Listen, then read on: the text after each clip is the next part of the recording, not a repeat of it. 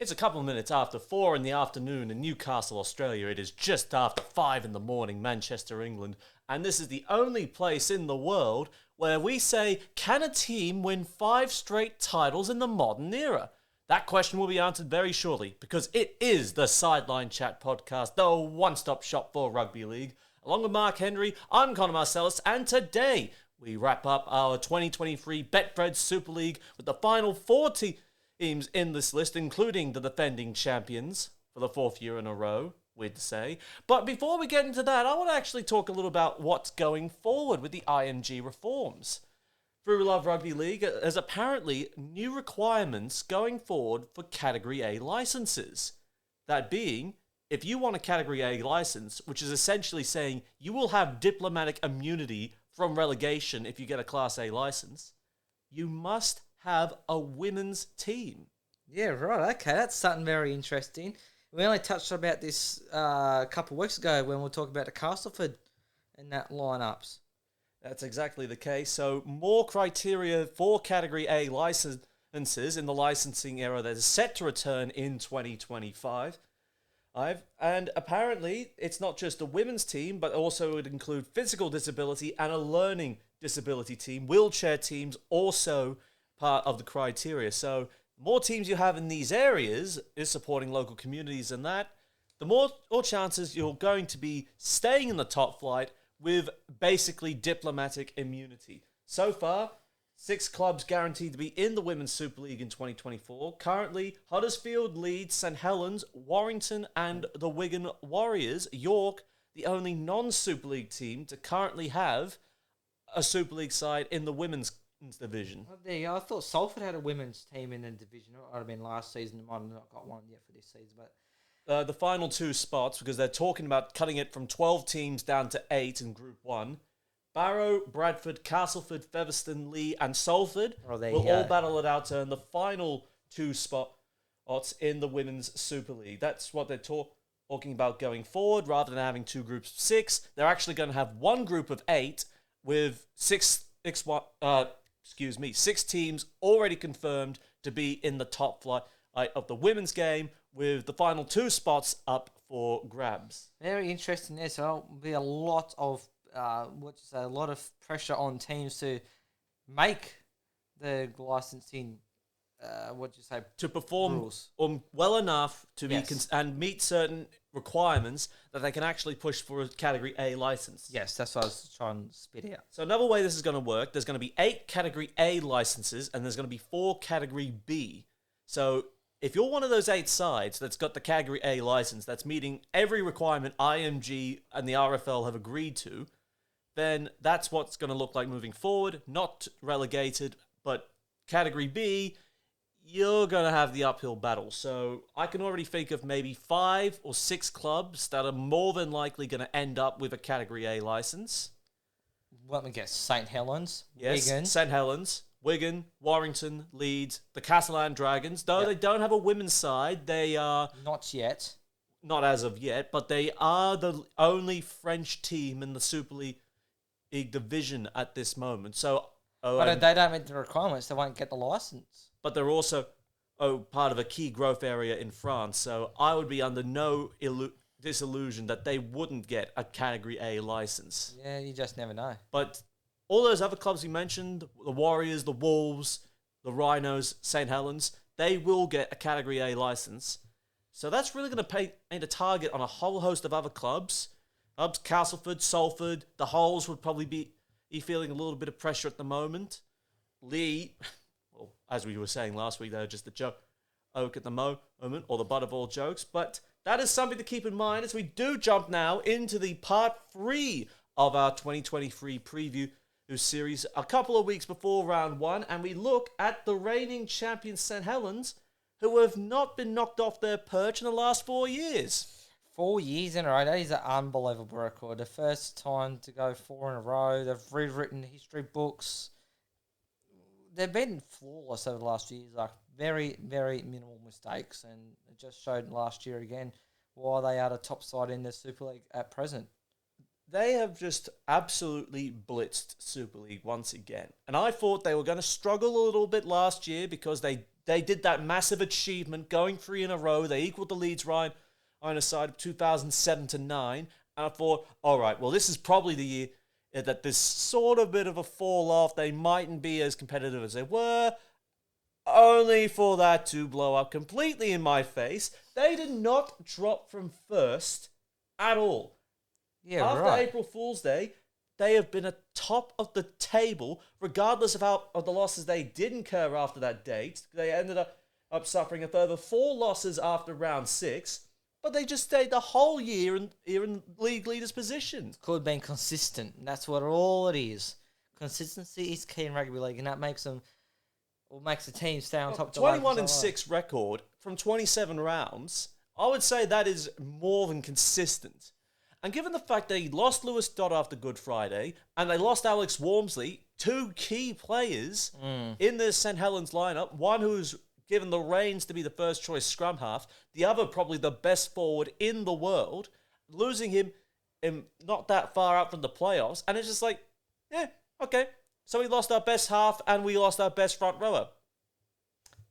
Next man up, please. And that's exactly what happened. But heading into this season, there's someone I've lost higher up again. That will be interesting to see if they can make it 5 in a row.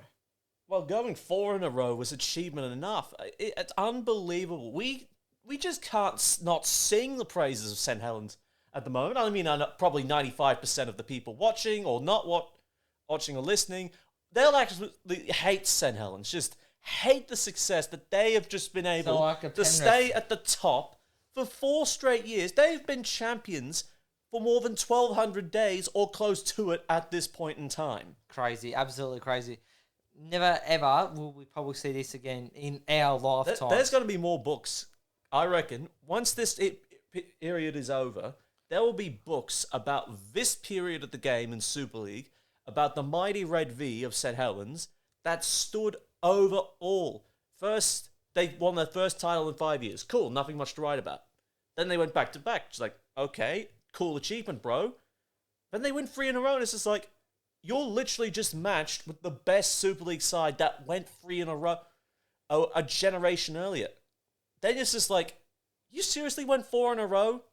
And now we're having this discussion of, can they go 5 in a row on their 150th anniversary? I mean, it'd be an absolute fantastic story if they do win on their 150th anniversary. I mean, this is going to be at least one of the top 3 sides in the world right now. Oh, yeah, definitely. And they will be in Penrith in February for the World Club Challenge. So this is going to be a spectacle, hopefully a spectacle for the ages. I hope it definitely is too. And it's just a side that will go down as probably the best St. Helens sides in their history. Of all time. In the 150 years of St. Helens history. If you were to make a team of the century and a half, I would have imagined there'd be at least 2 or 3 players from this current crop that'd be making that side right now. Oh, hands down, easy. Oh, and the England internationals, obviously. Alex Walmsley is one. James Roby, it's either him or Kieran Cunningham you'd put in there. And then Tommy Makinson. Yeah. Why wouldn't you have Tommy Makinson, who is probably the best winger in the world at the moment? Yeah, it's hard to disagree with what you've just mentioned there. It's just unbelievable. It's just so spectacular to watch. It just go anything so crafty, so natural what they do. They throw a spanner in the works with injuries, and they just cab off the rank, and then just keep going. Of injuries, they lost Regan Grace, they've lost Theo Farge, they've lost Lewis Dodd, Alex Walmsley, all key players at certain points throughout the last couple of years, and it's just like they've absorbed the pressure, and they just went on with it. Yeah, it's like next cab of the rank, and they just keep on going and going and going. But how are they going to go without Christian Wolf at the helm this season? That is the big question. We will get onto that.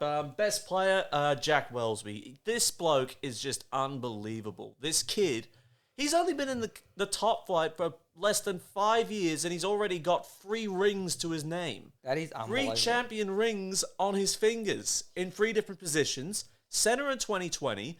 He was off the bench playing fullback in 2021. I'm pretty sure he came on at fullback for Lachlan Coote. And he was standoff in the last win against the Leeds Rhinos, where, of course, they just destroyed Leeds. Yeah, certainly did in that grand There was final. no competition against the Leeds Rhinos whatsoever. Matty Lee scoring within 3 minutes that just set the pace completely, just bullied from start to finish. And Johnny Lomax, absolute masterclass from him. He was, of course, the Harry Sunderland medalist in this affair. He certainly was. But Jack Welsby, 12 tries, 30 try assists, 2,276 run meters, 109 tackle breaks, 14 line breaks, 29 offloads, and 2 drop goals. Crazy. And he was playing standoff in the final weeks with Lomax shifting to scrum half, and he was playing standoff. Jonathan Bennison was actually playing fullback for the last little bit.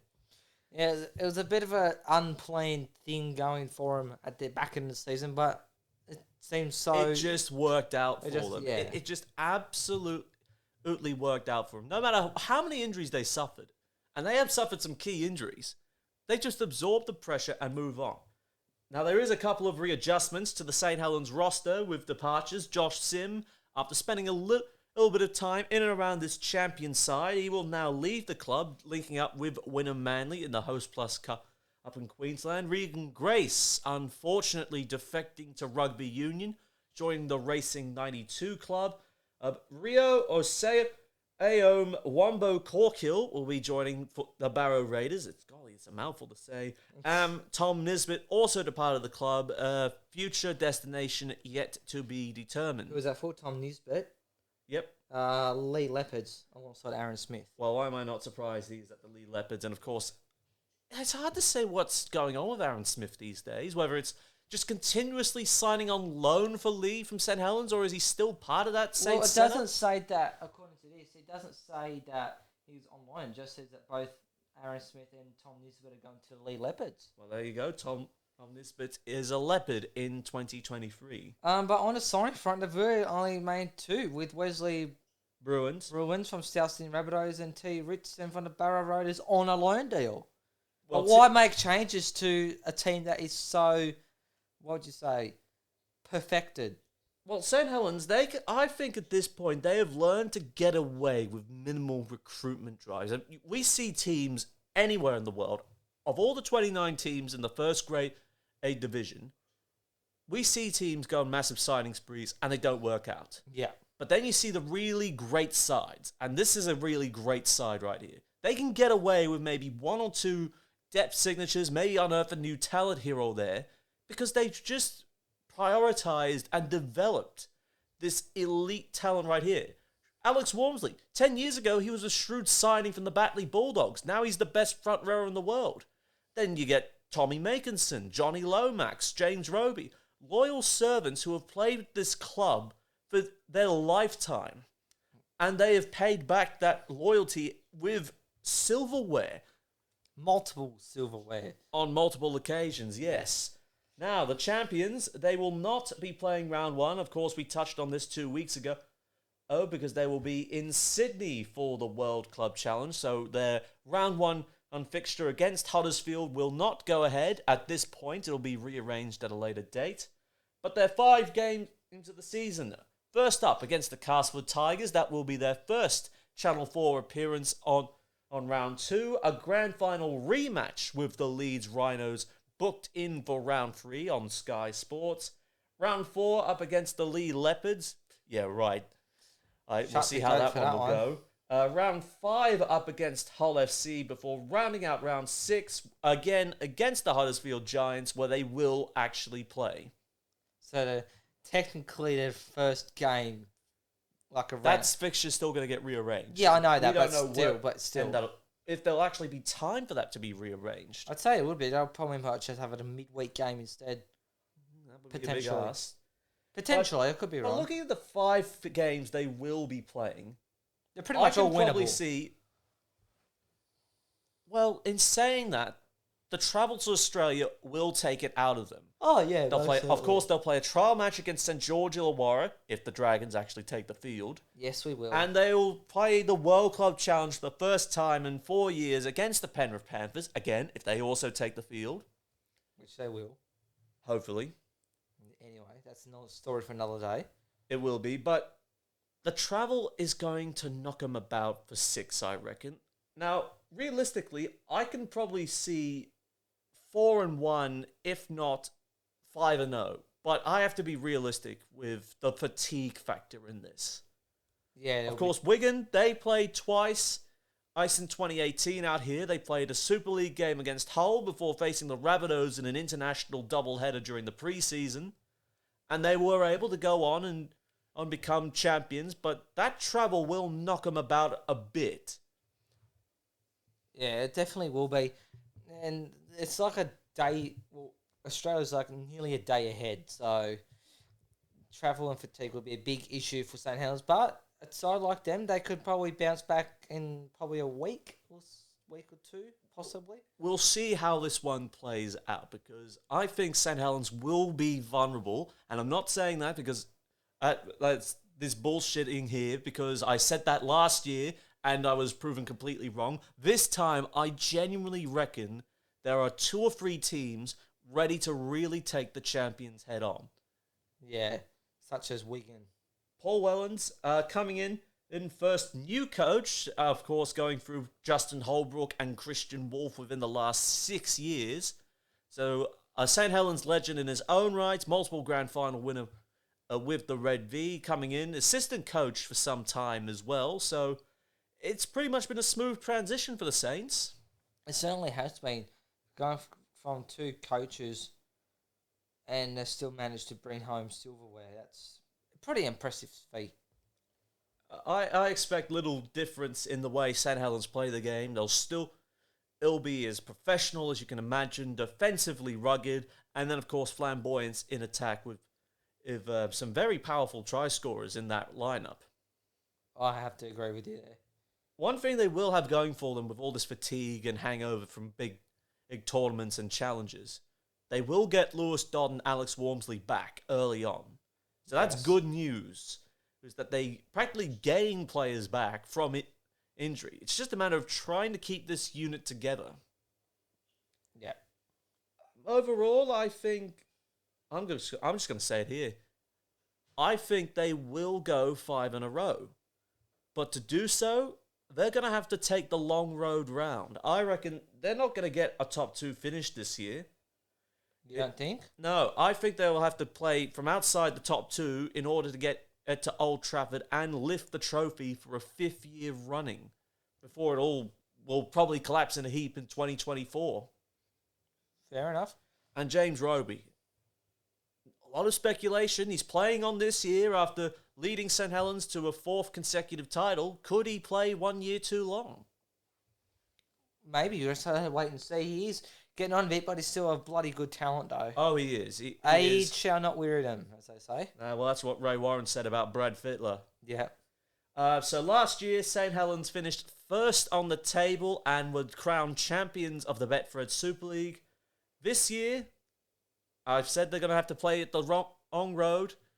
They finished 3rd for me, but they will still lift the trophy at Old Trafford when the time comes. There you go. I say they slipped down to what have I got them in? Sorry, 2nd. Being a new coach and that's going to take a little bit of time to adjust into. The fatigue factor has started here, so they're going to be a bit behind the A-ball to kick off the season. But as the season progresses, they'll get better on. But how quick they get better on, we have to wait and see. That's why I think they'll be 2nd on the table. So one that says still get a top 2 finish, one that says outside the top 2, but to lift the trophy on grand final day. Make of that as you will. Now, Wakefield Trinity. Boy, oh boy, this story of Wakefield just does not go away. No. What else do we have to say about them that we haven't already said over the past season? Effectively, Willie Poaching's career ended with Wakefield Trinity. All the hope and the expectation in the off-season was, can he turn a corner with Wakefield and get them away from the bottom end of the table? Well, fun fact, it didn't happen. No, but it did get relegated, though. Almost. 0-4 to start the year, then they had a lucky win against Warrington, I'll say. They expected to beat Toulouse, and they did. and a narrow win against Salford as well. Very lucky to get away Please with don't Salford. remind me. But outside that, there was just long periods, 6 games in a row between April and May, followed by another 5-game losing run, including against Toulouse at Magic Weekend, where they dropped to 12th on the table. Yes, and I can't remember who said it in the commentary, but it was a key matchup, and they said This was billed as the key matchup to decide who will stay in Super League and who will go down to the Championship. And they pretty much said, I can't remember who said it, but someone from the Sky Sports preview panel said that whoever goes on to lose this game will drop down to the Championship. Well, that proved to be wrong. We honestly thought Toulouse would make it, but unfortunately, fate was not kind to Toulouse, but it was kind to Wakefield in the end. And a couple of surprising wins at the back end to ensure they were avoiding relegation. 32-6 win against Castleford in round 20. And he won Wigan, and they beat it 30-12. Yeah, that was a genuine massive surprise. Upset all season. That was absolutely insane how they achieved that. Double all over the holes, and then of course against a second division St Helens side, they of course scored a win, but that was practically St Helens with a second team running out. Yeah, because St Helens are resting players ready for the playoffs, and it paid dividends for them at the end of it all. But by finishing 10th on the ladder, surprisingly, for the second time in a couple of years, Wakefield have managed to avoid the chop. I don't know how they keep doing it. In 2015, they were in the £1 million game against the Bradford Bulls. Many argued they got very lucky, or contentious call, I think, from memory, where they ended up winning 24-18. Got lucky again, and in 2019 against the London Broncos, because London were very close to staying in Super League as well, and they could have gone down. Very much so. And last year, they got lucky again. I don't know how they keep doing it. It's like, seriously, they look like they're going to get relegated all season long, but then the back end of the season, they just go, oh, hello, we can actually win some games. We can avoid relegation. Yeah, when the pressure's off. Exactly. Yeah, but they got very lucky that Warrington and Toulouse sort of mixed results, and they were able to stay well above the relegation zone, all said and done. But yeah, we said it from our first season of this podcast into the second season.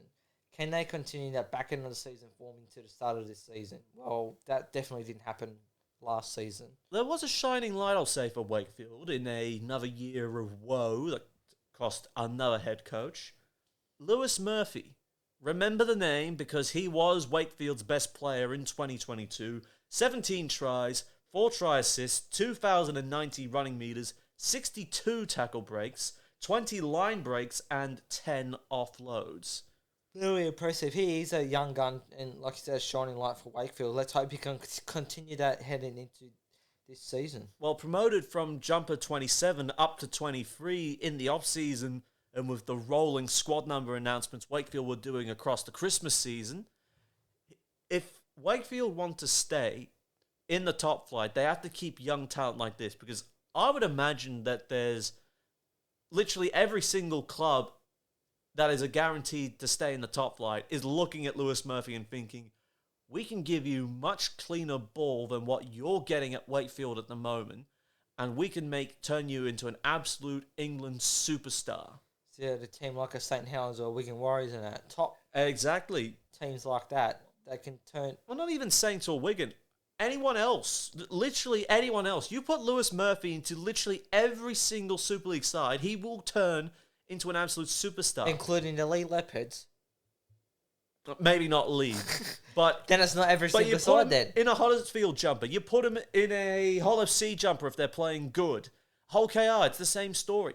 And especially if it's like a Warrington, a Wigan, a Leeds, or a St Helens. You put him in that jersey with the quality halves they've got, bang, see you later. He'll be scoring 20 tries a year plus. We nearly scored that last season. And this was his rookie year as well, so...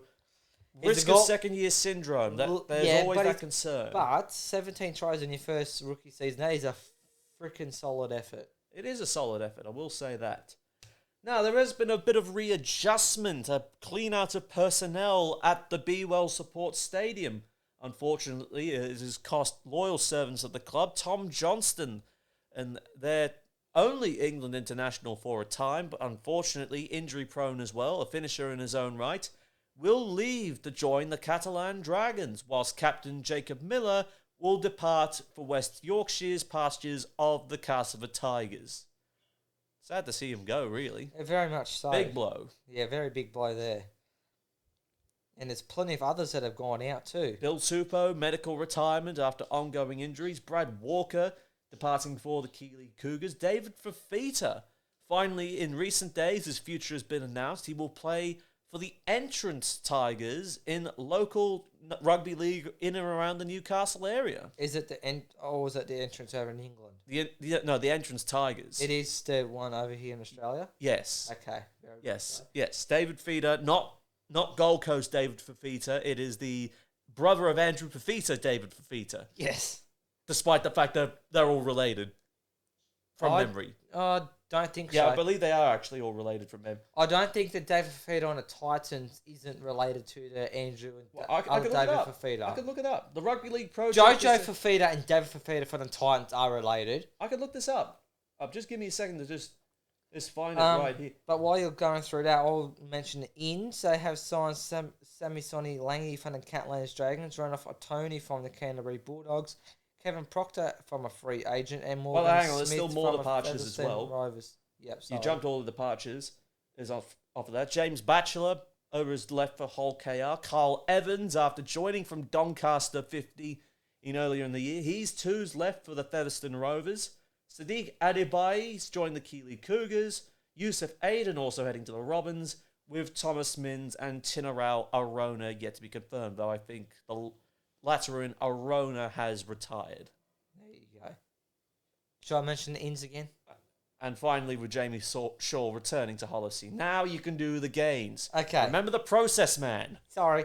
The Inns is Sammy Sandy Lange from the Catalans Dragons, run off Tony from the Canterbury Bulldogs. Sydney Roosters. That was his last contract. He was at the Roosters. Yeah, but, well... Where's your information coming from? Sky Sports. Well, they got that wrong then. Well, okay then. Kevin Proctor from a free agent. And previously of the Gold Coast Titans. Thank you.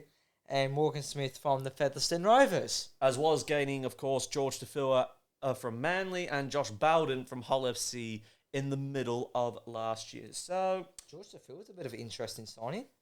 Well, he's also been given the number 2 jumper, so we'll see where he fits in with the pecking order at Wakefield, also celebrating their 150th anniversary. There's your 3 clubs, St Helens, Wakefield and Salford, all 150 years. Well, that's just all the top up-flight teams supporting it. There's plenty more that probably are celebrating 150th. Oh, yes, but in the Super League, there's your 3.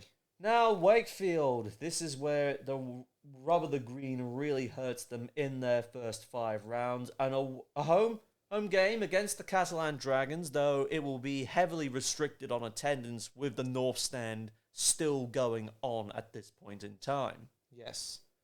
An away trip to the DW Stadium up against the Wigan Warriors. That's a massacre waiting to happen. Wakefield. That is a genuine massacre waiting to happen. Round 3 at home to Huddersfield, away at Headingley to the Leeds Rhinos, before travelling to Greater Manchester to take on Salford. So pretty much all games are losable. I am predicting at least an 0-5. If they can manage 1-4, I think that would be achievement in and of itself.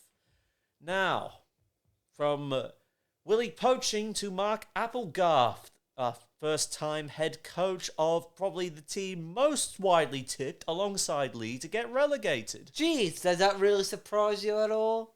No, doesn't surprise me one bit that Wakefield are the most likely to be relegated at the end of this year. It is just a ticking time bomb. Honestly, it is just like waiting for this bomb to go off and just be like... It's a matter of when, not if, when they get relegated.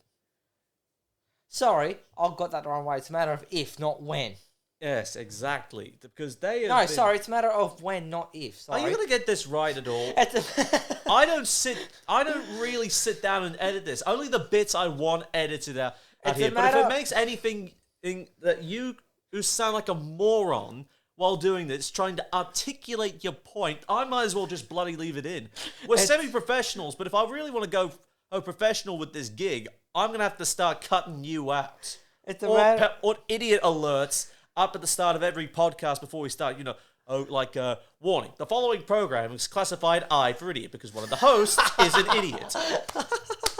Very well said, but yes, that is 100% true. No, it's a matter of when, not if, for Wakefield to go down to the championship. I did have it right the first time. I have zero faith. And by the way, I can be a little bit guilty of stumbling over words as well, but I can still manage to articulate clearer than this geriatric sitting next to me. Wakefield, I have honestly got no hope or faith in them whatsoever. I was deaf riding them last year because I wanted to lose to stay, didn't work out. Then again, I was deaf riding Salford at last year as well, and look how that turned out. But genuinely, I think this is the beginning of the end of Wakefield Trinity. Well, I thought it was the beginning of the end as a last Super League season. club. I think they are done. I think they lost their best players in Johnston and in Jacob Miller. I just think it is a house of cards waiting to collapse. And I know the expansionists in our game will be thinking, less teams from the north of England, we can open up the corridors elsewhere, Bristol, London, Birmingham, more teams in France, try Ireland. They will be cheering the relegation of Wakefield because then it would mean when the licensing comes in, someone else from outside that M62 corridor might, and I say might, get an opportunity to flex their muscles for more growth in top flight rugby. It's kind of league. like the same with the League Leopards as well. Once, get fresher teams in that could actually make a decent point in impact in the game. Or competition, I should say, rather than teams like Lee and Wakefield that just sit around the back doing barely anything. That is the ongoing criticism. So, judgment time. Last year, when Wakefield finished 10th on the table, having survived the relegation chop at the cost of Toulouse, I think this is it for them. I think Lee, as we've already said, they will finish 11th. So I am backing Wakefield for the drop. They will finish, in my opinion, 12th on the table, loss of key talent, unable to compete with literally anyone else. Besides B-stream teams. Exactly.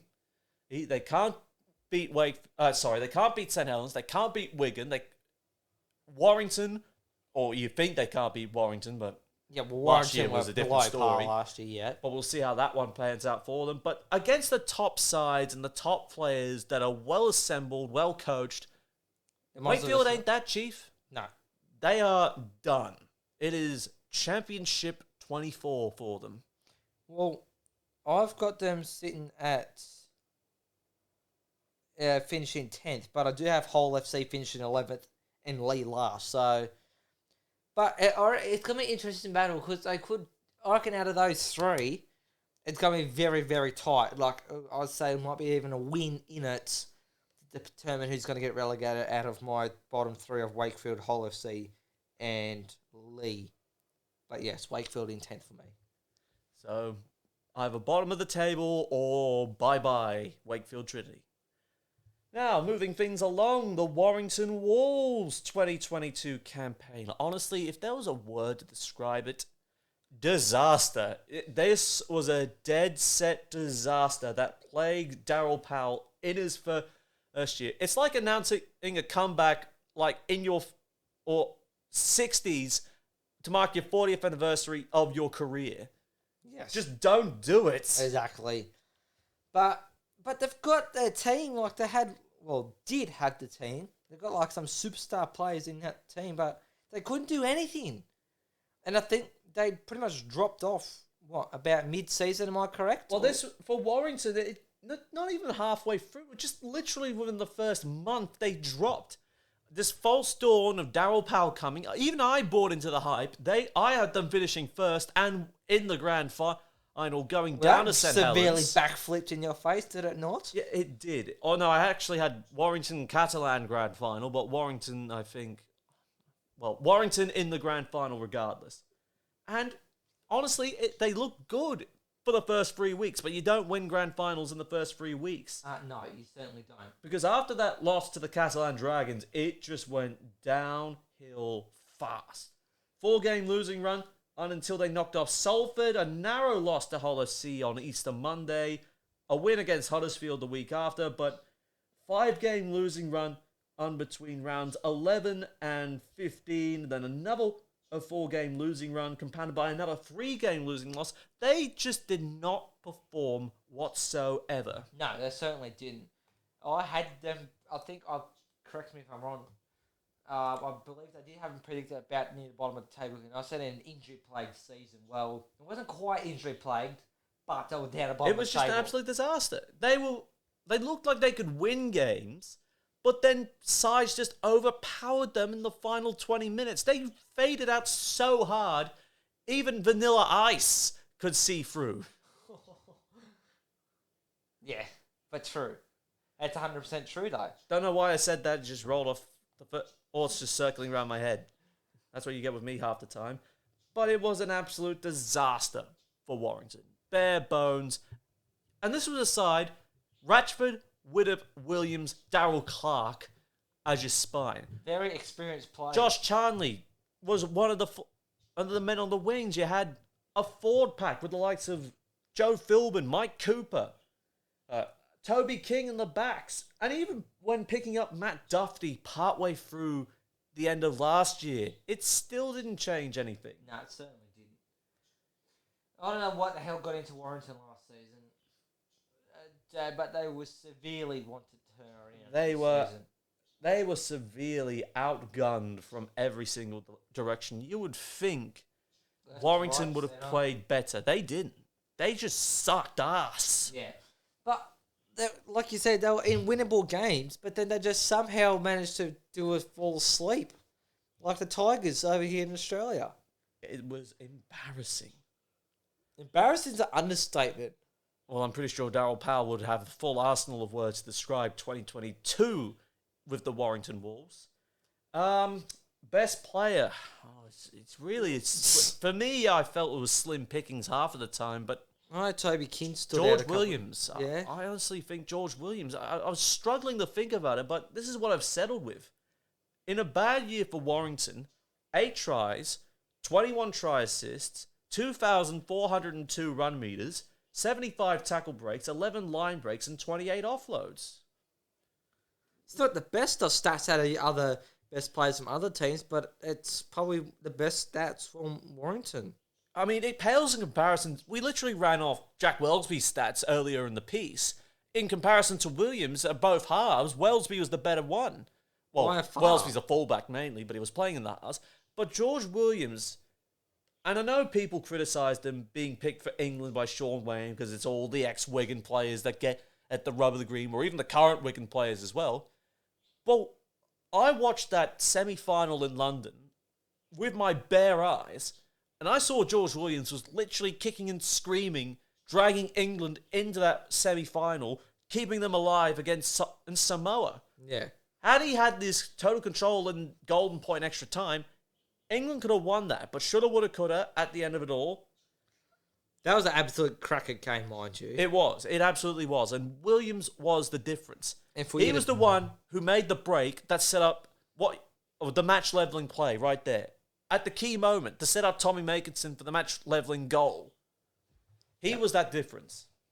Yeah, so it's not like he hasn't got any passion or anything for the game. He just needs a team around him to, piggyback on him to an extent. Exactly. His strongest asset is when he runs the ball. He just needs someone to balance out his skill set, and he will take charge. We had Gareth Widdop alongside him. Well, not anymore. But not anymore. A clean-up on Darryl Powell's part. That sees Gareth Widdop, another worst-kept secret in rugby league, departing for the Castleford tie. I guess Toby King will sign a season-long on loan deal with the Wigan Warriors. What is going on with Warrington? And where they're losing caliber players on season-long loans. Don't know. Because there's a lot of questions around Toby King at the moment that leaves you wondering what's going on. Don't know. Is he trying to get out? Mike Cooper leaving for Wigan midway through last year era. Josh Charnley joining in the Lee Leopards as they are now, also midway through. Other signings for Lee, Jacob Gannon and Matt Davis and Ollie Holmes, as well as Robbie Mulhern. So it's a real turnover in the forwards department.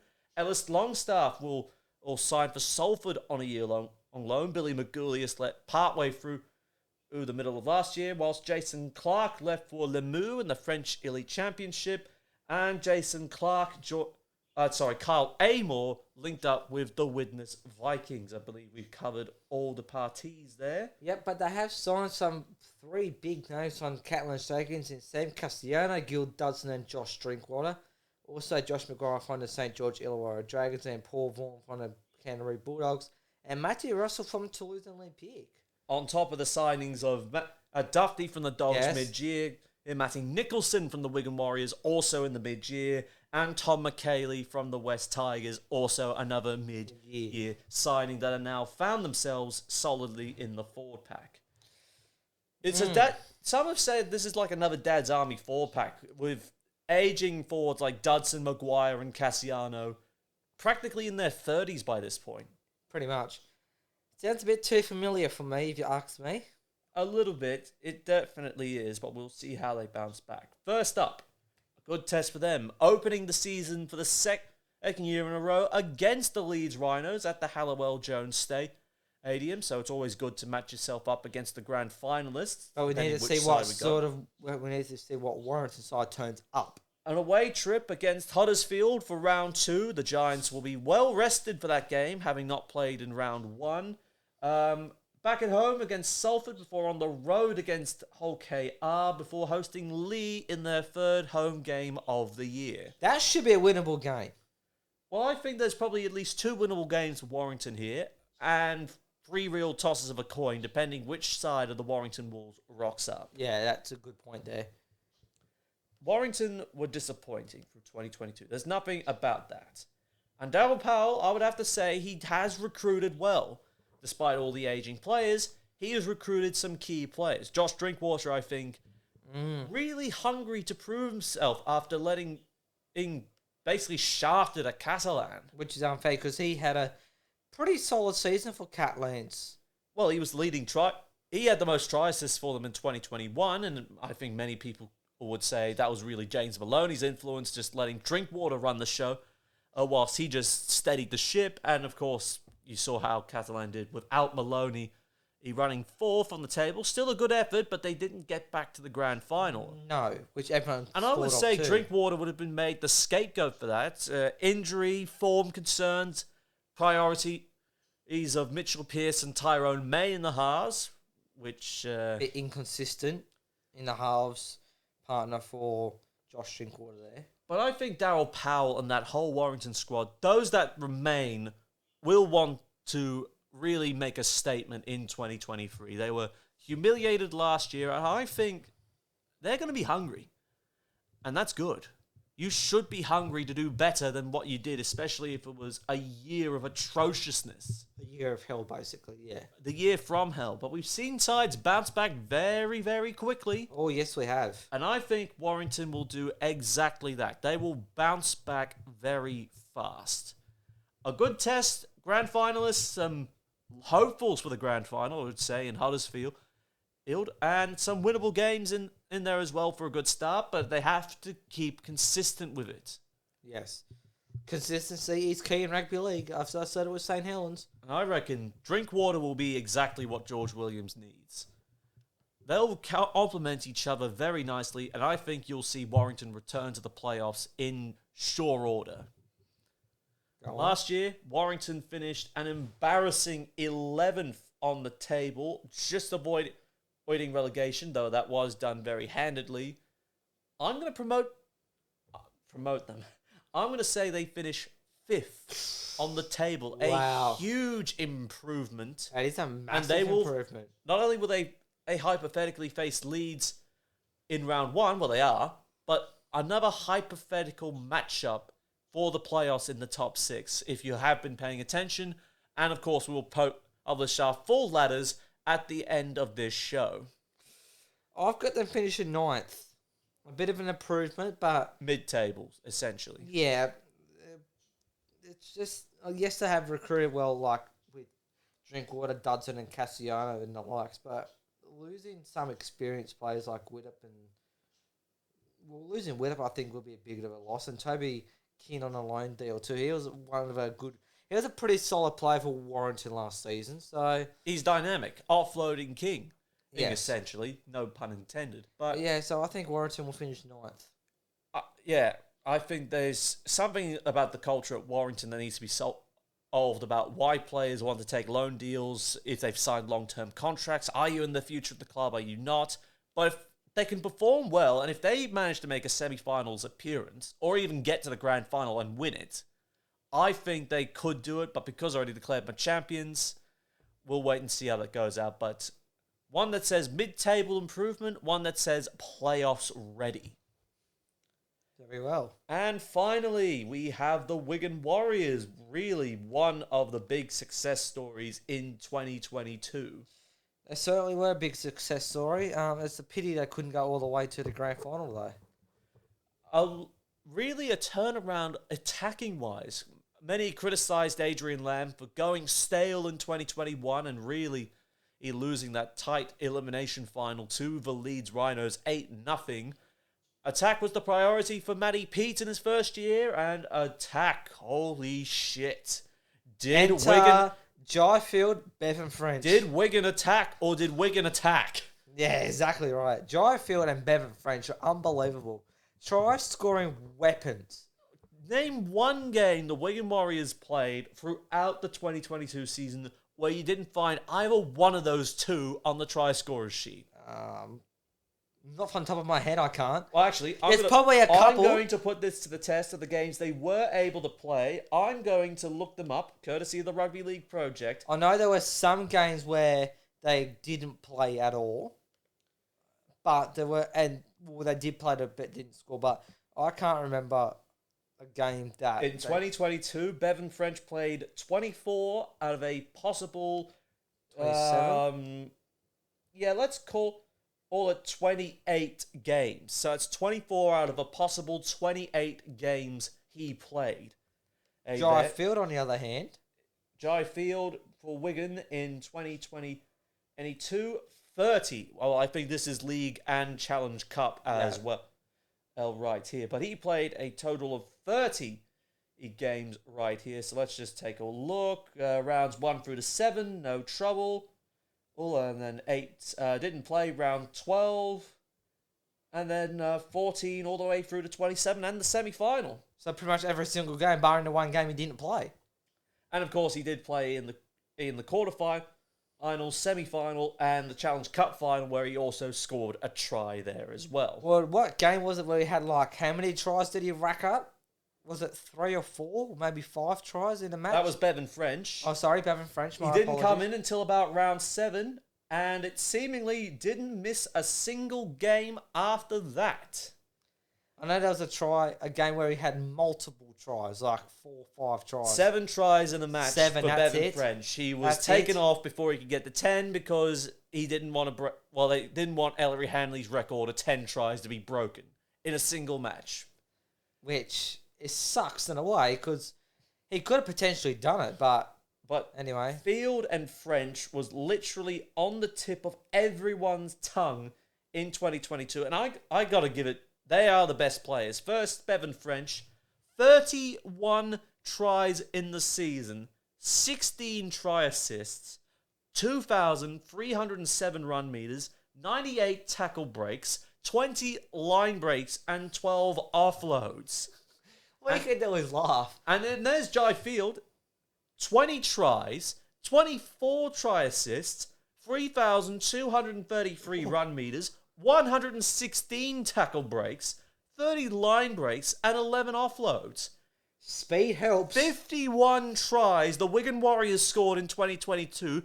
These two were responsible for. Exactly. That was insane. They were the best attacking side all year long. And it showed. It definitely did show, look.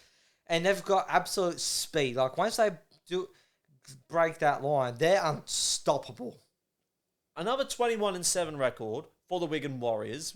And you would have thought they finished first on for and against, but of course, St Helens did way better than that. How does that work out? If Wigan were the best attacking side in 2022, how does that? It's probably the difference to like what they got points against. Oh no, them. St Helens 22-6. My bad. Wigan were 19-9. Okay. All up from the games they played. So St Helens were 3 wins clear of them when all was said and done. Yeah. And I must have been misreading that a little bit. Did you need to go to Specsavers? No, Okay. shut up. But still, of all the tries that were scored, and that was a total of 826 points that was scored. We look at that from a stats perspective of club stats in 2022.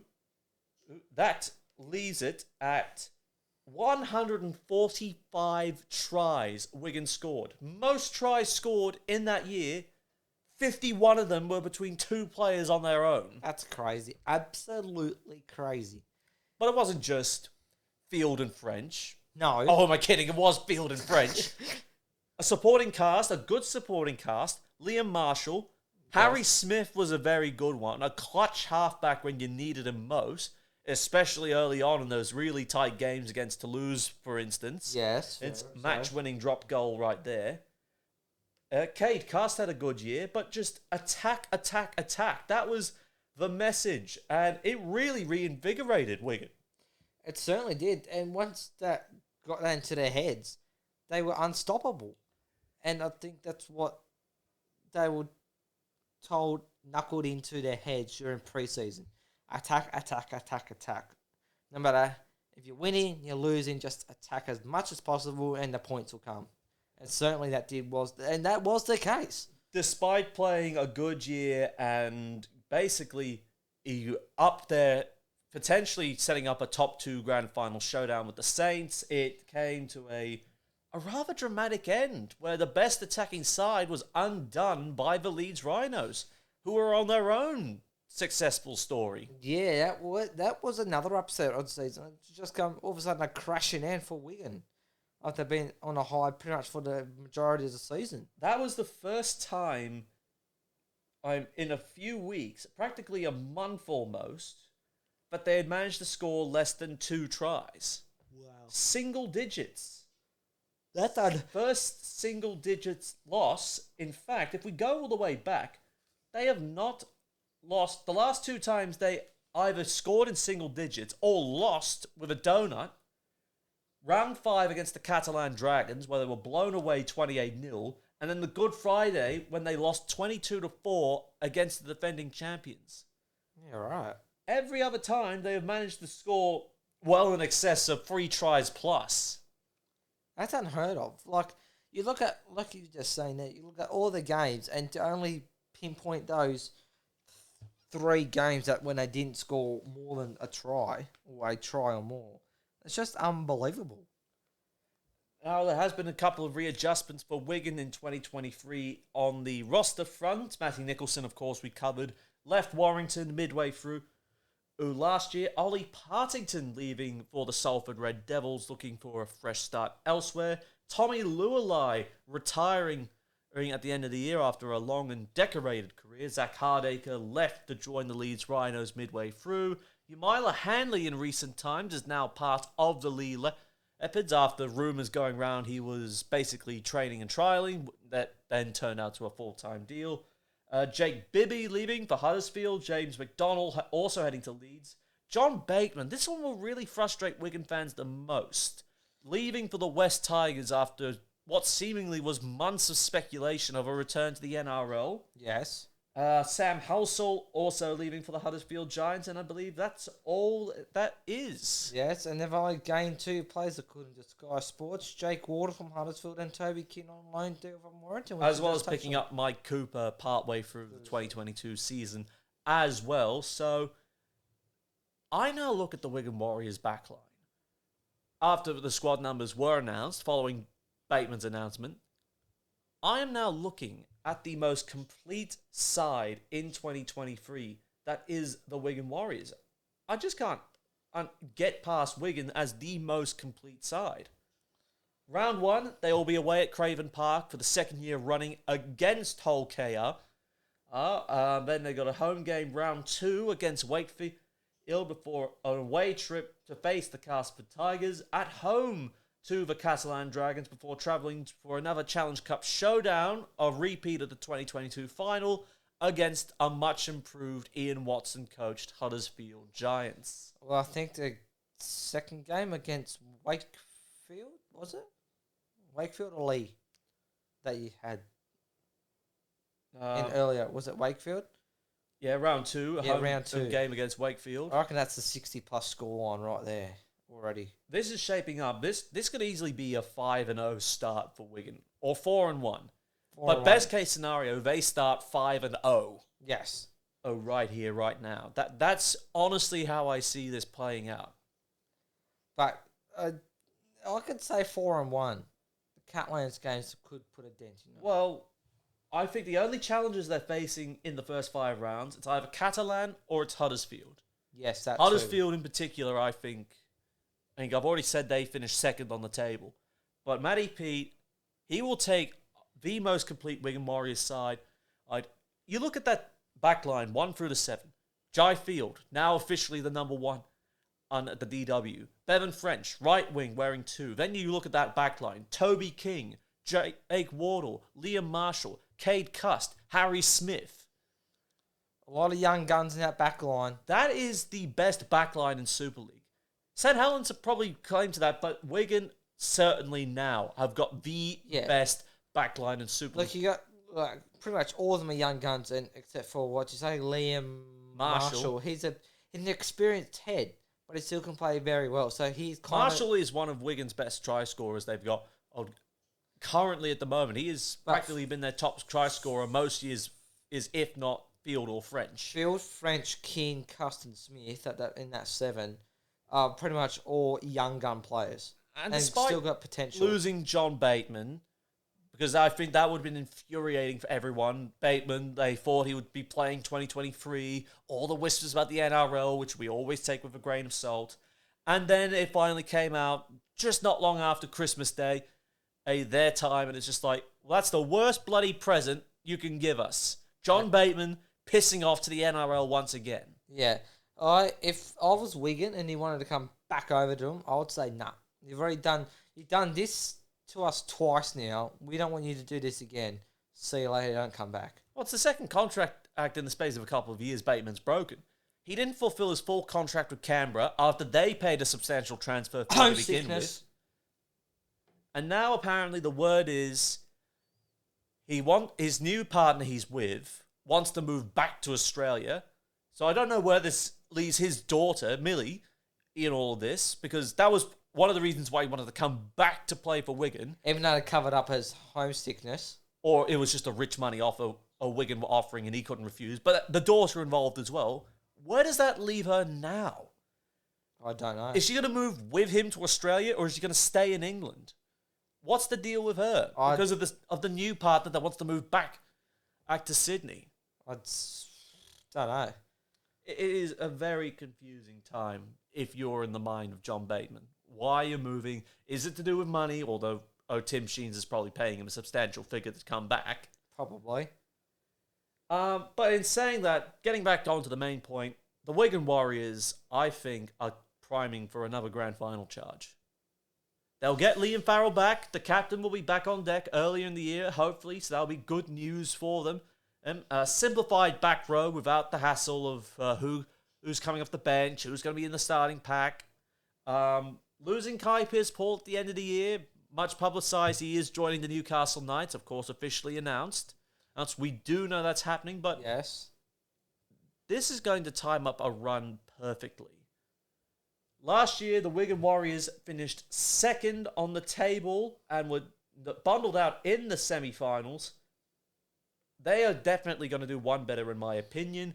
I think they will finish first on the table. Ooh. They will get through to the grand final on the losing side to St. Helens.